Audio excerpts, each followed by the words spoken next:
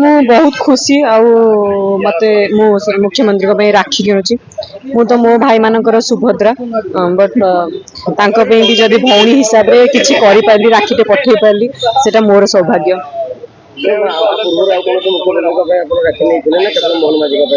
ନାଇଁ, ମୋହନ ମାଝୀଙ୍କ ପାଇଁ ଏଇଟା ସେକେଣ୍ଡ ଟାଇମ୍। ଆଉ ଗୋଟେ ବର୍ଷ ପୂର୍ବ ମୁଖ୍ୟମନ୍ତ୍ରୀ ଯିଏ ଥିଲେ ତାଙ୍କ ପାଇଁ ପଠେଇଥିଲି, ବଟ୍ ବହୁତ ଦିନ ପୂର୍ବରୁ, ଏବେ ନାହିଁ।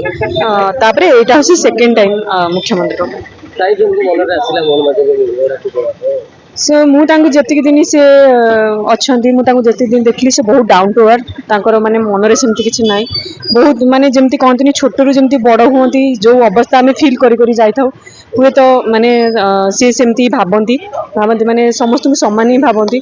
ଆଉ ମୁଁ ଭଲ, ମାନେ ମୋ ନଜରରେ ସେ ବହୁତ ଭଲ, ମାନେ ଭାଇ ହିସାବରେ ଭଲ। ଆପଣ ଯିବେ ରାକ୍ଷୀ ବାନ୍ଧିବା ପାଇଁ ନା ପଠେଇଦେବେ? ପଠେଇବି ତ ନିହାତି, କିନ୍ତୁ ଯିବାର ସୌଭାଗ୍ୟ ସେଇଟା ମୁଁ ସେତେବେଳେ କହିବି। ସିଏ ଆରେଞ୍ଜ କରିଛନ୍ତି, ମାନେ ସିଏ କହିଛନ୍ତି ଯେ 50 ଜଣ ଭଉଣୀମାନଙ୍କୁ ଡାକିକି ରାକ୍ଷୀ ସେମାନେ ତାଙ୍କ ହାତରେ ବାନ୍ଧିଲେ ସେ ତାଙ୍କୁ ଶାଢ଼ୀ ଚୁଡ଼ି ସହିତ ସମ୍ବର୍ଦ୍ଧନା କରିବେ। ମୋ ଭାଗ୍ୟ ସେଥିରେ ଅଛି କି ନାହିଁ ମୁଁ ଜାଣିନି, କିନ୍ତୁ ଥିଲେ ହୁଏତ ଭଲ ହେଇଥାନ୍ତା, ହେଇପାରିବ, ମୁଁ କହିପାରିବିନି।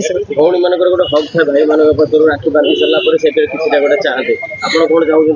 ମୁଁ ଖାଲି ତାଙ୍କ ହାତରେ ରାକ୍ଷୀ ବାନ୍ଧିବି, ସେଇଟା ମୋ ପାଇଁ ବହୁତ ବଡ କଥା। ଦେବେ ନ ଦେବେ ସେଇଟା ଅଲଗା କଥା। ସେ ତାଙ୍କ ଖୁସିରେ ଯାହା ଦେବେ ମୁଁ ଆକ୍ସେପ୍ଟ କରିବି। ଆପଣଙ୍କ ନିଜ ପାଇଁ କିଛି ଦରକାର ନାହିଁ, ଭାଇକୁ ମାଗିବେନି?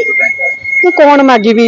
ସିଏ ତ ମାନେ ସବୁ ଦୁନିଆ ଯାକର କଥା ସିଏ ବୁଝୁଛନ୍ତି, ମାନେ ଓଡିଶା ଯାକର କଥା ସିଏ ବୁଝୁଛନ୍ତି। ଆଉ ମୋ ପାଇଁ ସେ କଣ ଭାବୁଛି ପରେ? ଯଦି କିଛି ମାନେ ମୁଁ ବା କହିଲି, ଖାଲି ଯଦି ତାଙ୍କ ହାତରେ ରାକ୍ଷୀଟେ ବାନ୍ଧିବି, ସେଇଟା ମୋଠୁ ବଡ ସୌଭାଗ୍ୟ ହବ। ଯଦି ମୁଖ୍ୟମନ୍ତ୍ରୀ କୁହନ୍ତି ଯେ କଣ ଗୋଟେ ଗିଫ୍ଟ କୁହ, ଯୋଉଟା କି ତମକୁ ଗିଫ୍ଟ ଦେବି, ଆପଣ କଣ କହିବେ? କଣ କହିବି? ମୁଁ କିଛି ଭାବିନି ସେମିତି। ଯଦି ମାଇଣ୍ଡରେ କିଛି ଆସେ ନିହାତି କହିବି। ରାଜ୍ୟ ପାଇଁ କିଛିଟା? ରାଜ୍ୟ ପାଇଁ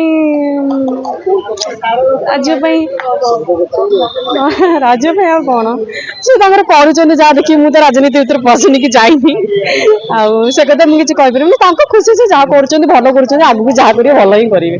ଆମ ମାଧ୍ୟମରେ କିଛି କହିବେ କି ମୁଖ୍ୟମନ୍ତ୍ରୀ ଆପଣଙ୍କୁ କେମିତି ପହଞ୍ଚିବା ପାଇଁ ତାଙ୍କ ପାଖରେ? ତାଙ୍କର ମୁଁ ମୋ ଇନଷ୍ଟାରେ ଗୋଟେ ତାଙ୍କର ଆଡ୍ରେସ ଦେବି। ଆପଣ ଚାହିଁଲେ ସେ ଆଡ୍ରେସରେ ପଠେଇ ପାରିବେ, ନହେଲେ ଆମର ଏଇ ଯୋଉ ଇଏ ଗୁଡାକ ଅଛି, ରାକ୍ଷୀ ଦୋକାନ ଅଛି, ରାକ୍ଷୀ ଦୋକାନ ଆଗରେ ଗୋଟେ ଛୋଟ ଛୋଟ ବକ୍ସ ଭଳିଆ ଥାଏ। ସେଥିରେ ଆପଣ ଯଦି ମୁଖ୍ୟମନ୍ତ୍ରୀଙ୍କ ପାଇଁ ରାକ୍ଷୀ ପକେଇଦେବେ, ତାହେଲେ ସେ ଡାଇରେକ୍ଟ ଯାଇ ସିଏମଙ୍କ ପାଖରେ ପହଞ୍ଚିଯିବ।